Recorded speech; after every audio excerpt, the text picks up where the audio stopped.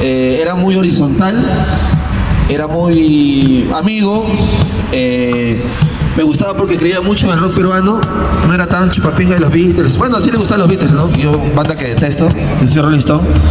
Pero Gerardo, hasta donde peleó, él siempre fue para mí una bandera, pero inclusive me da mucha pena y vergüenza que hay gente que quiere declarar el rock peruano la muerte, el nacimiento, el natalicio de Pedro Suárez Vértiz, ¿no? Cuando para mí el día del rock peruano debe ser el natalicio de Gerardo Manuel. No lo conocí en vida, pero tuve gusto de verlo en vivo algunas veces en señal directa cuando no había cable en Canal 7. Y nada, para mí era un farol en el Canal 7, que era siempre un canal aburrido, cuadrado, o de derecha o de izquierda, ¿no? Pero en ese aspecto yo creo que Gerardo Manuel, porque ahora hay programas culturales, el Canal 7 creo que empezó a abrir lo que era la vena cultural, después que inclusive Pedro Cornejo también tuvo algo parecido, con un programa de rock, pero lo que hizo Gerardo, yo creo que en Sudamérica ha habido pocos programas de rock peruano como Gerardo Manuel, ¿no? Ayer me enteré un dato medio pedorro de Gerardo Manuel, pero eso lo contaré después. Pero bueno, todos tenemos nuestras taras, ¿no? Y qué pena, ¿no? Porque yo creo que tipos como Gerardo Manuel, si hubieran nacido, no sé, en Italia, en Francia, no sé, hasta en Portugal, que es un país pobre, en Italia, en Europa, le hubieran hecho homenaje, realmente un monumento, pues, ¿no? Pero acá tenemos la costumbre de mirar afuera y no mirar adentro, pues, ¿no?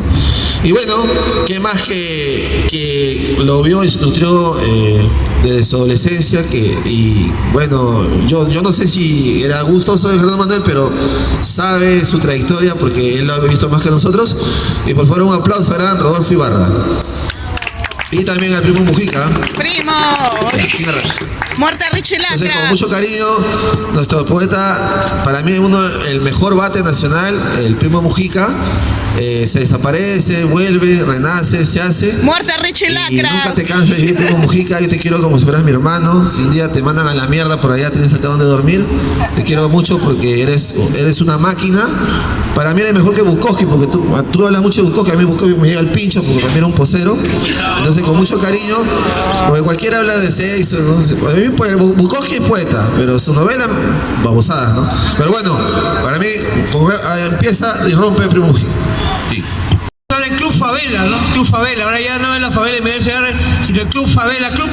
Y bueno, agradezco a todos los que están acá presentes. Y bueno, yo soy Primo Mujica, les agradezco por venir. Y bueno, Fegales me ha invitado para hablar sobre Gerardo Manuel.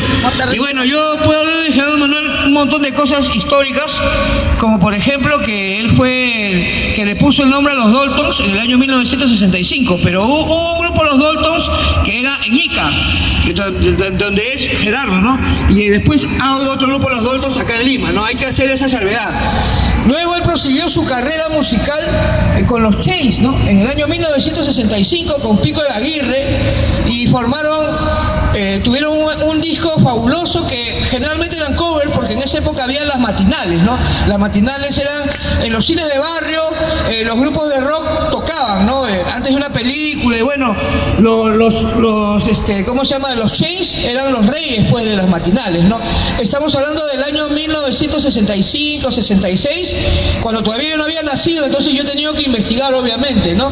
Entonces, graba 3 discos con los Chains que tienen éxito, ¿no? Que suenan bastante, pero luego viene la dictadura militar de Velasco, ¿no? Y entonces el rock peruano se estanca. Había mucha creatividad en el rock peruano, pero fatalmente ese golpe militar rompe y todo era nacionalismo, entonces el rock como que bajó un poco la guardia, ¿no? Por eso es que en Argentina, en otros países avanzó más el rock y se estancó por culpa de la dictadura de Velasco, ¿no? Eso fue uno de los motivos, ¿no? Entonces Gerardo Manuel continuó en programas radiales. En esa época no había mucha televisión, todo era radio. Entonces tenía su programa de radio pirata, un montón de programas, ¿no? Programas de radio donde él ponía música. ¿Qué es lo que pasaba? Que Gerardo Manuel trabajaba en el disqueras El Virrey. Entonces él era como el filtro, ¿no? Entonces él era el director ejecutivo. O sea, llegaban los discos de otros países y él escogía, hacía los midley, las mezclas de lo que podía pegar acá. Entonces él tenía muy buen gusto musical, ¿no? Entonces Obviamente también tenía programas en esa época que eran pues de música, ¿no? Radiales, ¿no? En AM, FM, ¿no? Entonces, ¿qué es lo que pasa ahí? Él es un obsesivo que colecciona discos, ¿no? Entonces es una biblioteca, porque se sabe a qué año salió el disco, te habla sobre los integrantes, o sea, una persona docta, ¿no? Entonces, Gerardo Manuel continuó en ese camino y luego forma Gerardo Manuel y el Humo, ¿no? Que es un proyecto más psicodélico, es un proyecto musical más al estilo Santana, ¿no? Un estilo más hippie, ¿no? Hippie. Y ahí, si ustedes pueden buscan Gerardo Manuel y el Humo, su primer disco, tiene unos discos bien hippies, como lo que es Machu Picchu 2000, y también hay otro disco que es Apocalipsis, ¿no? Que están ahí en la red, o sea, ahora fácilmente googlear y lo buscas, pones Gerardo Manuel y el Humo y sale inmediatamente, ¿no? O sea, la facilidad, antes tú tenías que buscar los discos, ahora ya con esta tecnología está todo el material, que lo ha subido Eduardo, ¿no? En la página de Eduardo, que es un dibujante nacional dedicado al rock and roll, ha subido todos los discos, ¿no? Entonces, Gerardo Manuel el Humo se consagra, ¿no? ¿Y por qué le llaman Gerardo Manuel el Humo? Pensaba porque eran fumones, porque se metían drogas, ¿no? Pero no es así. La gente, como esa época era hippie, ¿no? Pero no, ellos no eran drogadictos, sino que se dedicaban a grabar, o sea, como ellos tenían disqueras a su disposición, incluso estrenaron unas disqueras en el Virrey, y entonces le llamaban el Humo porque ellos se juntaban solamente para grabar el disco y se desaparecían. Entonces, por ejemplo, Gerardo Manuel decía, Gerardo Manuel suena como un cantante de bolero, de Nueva Trova. Entonces decía, Gerardo Manuel y el Humo, ¿no? Entonces, y la gente ya los asociaba al Humo, que eran fumones, pero no, nada que ver, ¿no? No era, claro, eran porque se juntaban para grabar el disco y luego ahí desaparecían. Entonces por eso le pusieron Gerardo Manuel y el Humo, ¿no? Claro, esa es es lo que ha contado, ¿no? Entonces, en 1978, Gerardo Manuel es el pionero y saca el programa Disco Club.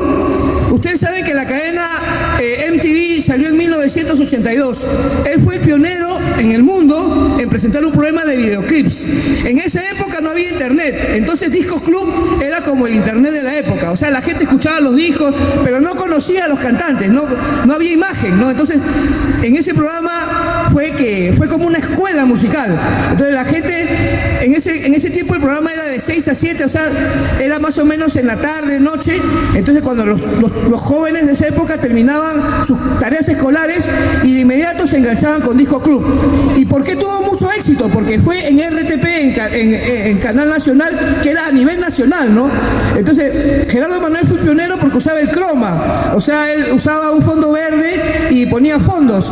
Entonces tenía como unos ciertos efectos especiales que para la época eran innovadores, ¿no? Salía volando, salía tenía un croma, ¿no? Lo que usa Chespirito en sus programas, ¿no? Era época antigua, no había nada computacional, era empírico, ¿no? Entonces es un pionero en los programas de videoclips, ¿no? Se adelanta a MTV 3 años y entonces produce Disco Club, en el cual fue una escuela para todo el mundo, porque por primera vez pudieron ver a Queen, pudieron ver el festival de Woodstock.